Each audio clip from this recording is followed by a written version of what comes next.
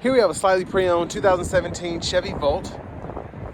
Now this Volt hatchback comes in the Premier trim level in pepper dust metallic, and then we have jet black with jet black accented leather interior.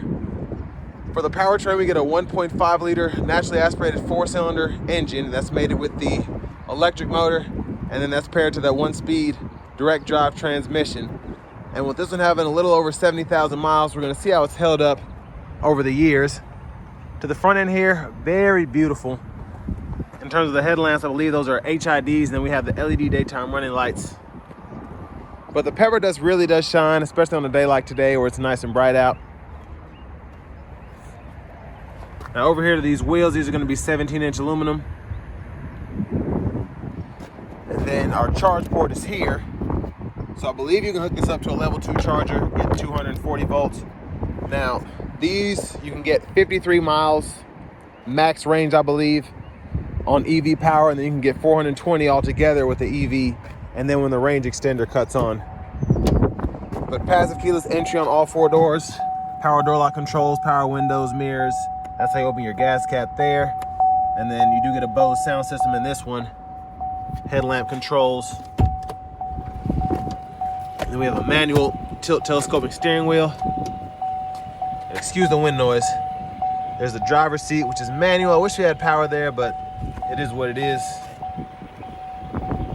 Now I do have it adjusted for someone of my size, being 6'3" with longer legs, so we'll see the room sitting behind myself.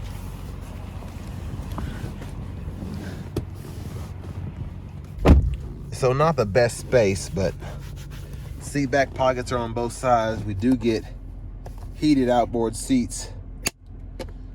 And then we also have the 12 volt there, bottle holders are there. There's a view of the front from back here. Then this middle seat folds down, but no cup holders, just kind of like an armrest. And I'm guessing, I don't know who the third person would be here, because you had 3 buckles. I don't know who'd want to sit there. That would be a tight squeeze, I tell you. But let's go ahead and make our way towards the back.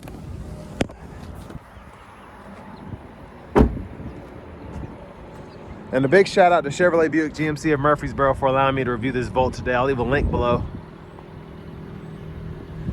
There's the exhaust there when the range extender does cut on.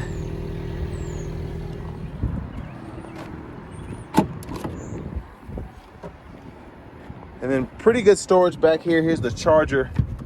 You can tell this one was used at 110, which you can use to charge batteries like these. Usually overnight, maybe 12 hours, depending on what time you get home to charge the thing.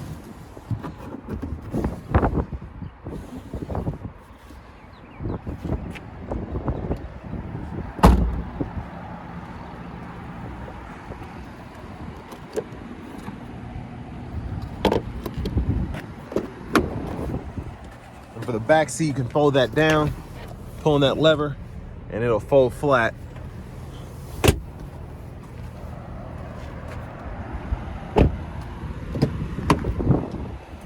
And a pretty adjustable manual front passenger seat. Has the same adjustability as the driver's side. Glove compartment here, owner's manuals.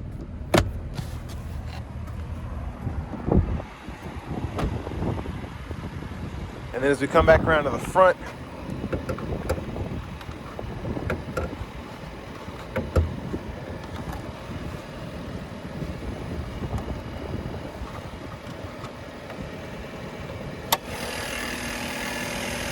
there's a 1.5 liter 4-cylinder.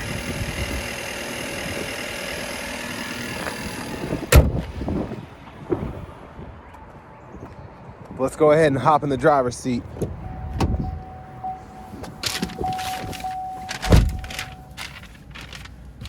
Leather wrap steering wheel here. There's the horn. And then we can also heat that steering wheel with the touch of a button there. Now this one does have the navigation system, so there's that. And if you want to find a destination, pretty easy to, I should say pretty straightforward to do, just type in the address. And then for audio, we do get AM, FM, and then we also have XM radio, Bluetooth audio, and then we have wired CarPlay, wired Android Auto compatibility. And one of my favorite things is the energy meter here, so you can see the flow of the power and then the usage as well. And then XM weather if you want to use that and pay for it. Then XM traffic as well. You can adjust your language here, teen driver, so on and so forth.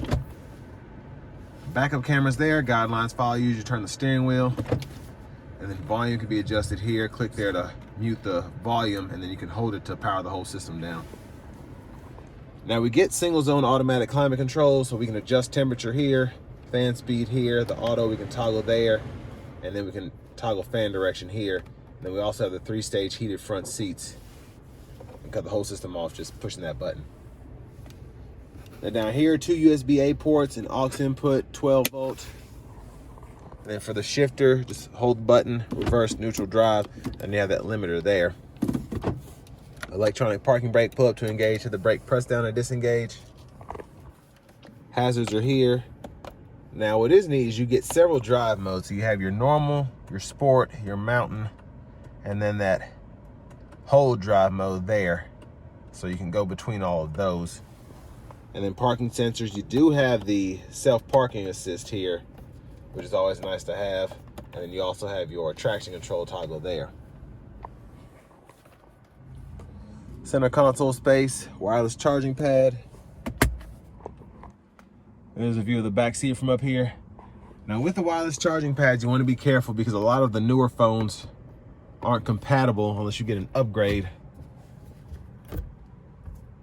with these older wireless charging ports. But back to the steering wheel, blinkers are here, high beams, and then you have intermittent wipers, one time off, intermittent low, high. You can adjust that intermittent frequency here. Pull up here for the front wiper fluid, and then over here you have your cruise control. You can turn that on or off there, cancel, set the speed, and then you can go through your track list or radio station favorites right there. Voice recognition, mute button, and you can use these 4 arrows and this check to go through the gauge cluster. So in the settings, you can go down here and change your units from miles to kilometers, US to metric, and then do a few other things, mess with your settings for the info page and whatnot, but I'm just gonna leave it like it is. Push button start. I've always liked how those kind of glow. Finally, here's the key fob, and we do get remote start here, which is always nice. So next, it's time to go ahead and take this 2017 Chevy Volt Premier out on the road for a test drive. So starting the test drive in this Volt hatchback, I said something goofy. I said that the L was the limiter, and I just realized when I use them, like, oh wait, I'm in a hybrid. So that's actually the regen that gets you the maximum regenerative braking by just letting off the gas pedal as opposed to hitting the brake. So I just wanted to throw that in there before I forgot. I'm in the sport drive mode now, and I like that the gas engine doesn't necessarily cut on as I give it just a bit of throttle coming out of the corner, but you get 149 horsepower, 294 pound-feet of torque when you add the power from the electric motor, and then you do get, I believe it's like an 18.4 kilowatt hour battery, which is why your range is so good on this. But I'm gonna give it full throttle here. We'll see what it does.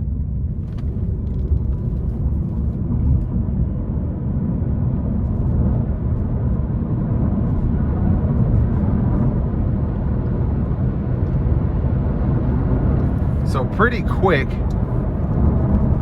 And the gas engine did not cut on, which I wasn't expecting, but I'm glad it didn't. I have a Pacifica hybrid, and if I give it past 50% throttle, it just immediately cuts the gas engine on. Now the EV powertrain's not as strong in that as it is in this, and this is much lighter, but I'm just glad it doesn't immediately try to give you just max power with gas and EV power.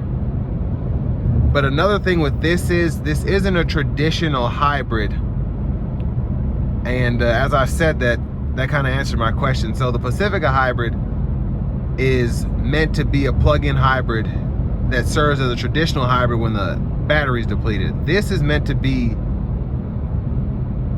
just uses almost like an EV. It just has a small battery, kind of like the Fisker Karmas. So the engine serves more as a generator as opposed to what's driving the vehicle, if that makes sense. So you're gonna burn through the battery first, and then the engine just kind of gonna be there charging the battery, or running the electric motors, if that makes sense. It's a weird setup, but I like that better as opposed to just going full-on hybrid, because it just makes your efficiency that much better, and that's why this is getting 40 miles per gallon. 40 mpgs plus, I should say. Now, I think this is a pretty good car for the money. It's under 20 grand, it's like 18, 19,000, I believe. And this does have a lot of life left in it, but the gas savings that you'll get driving this will definitely help with the overall cost of something like this. And I do hate that I don't get the opportunity to kind of show how the gas engine works. Actually, I'm gonna put in the hold.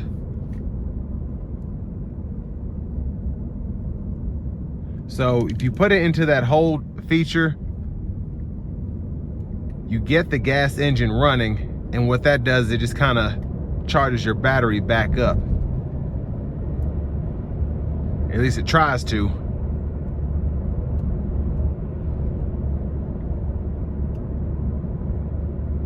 So it's pretty impressive just how, when the gas engine comes on, it's still pretty quiet.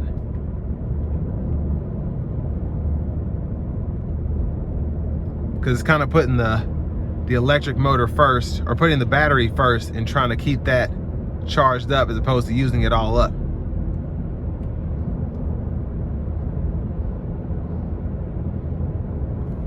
And then you still have that pretty good torque when you give it throttle there.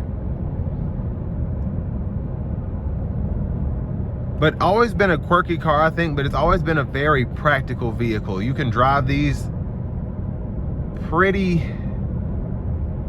far in terms of just the overall mileage. I've seen some older 2011, 2012s having 250,000 miles on them at least. And there are probably some that have more miles than that. And with this one being a 2017 with only a little over 70,000 miles, I expect it to have a little bit of, I should say quite a bit of life left in it. And here at Chevrolet Buick GMC of Murfreesboro, they offer that lifetime powertrain warranty. So if the engine or transmission were to fail on you, you'd be covered there. So it's always just nice to have those things like that in place.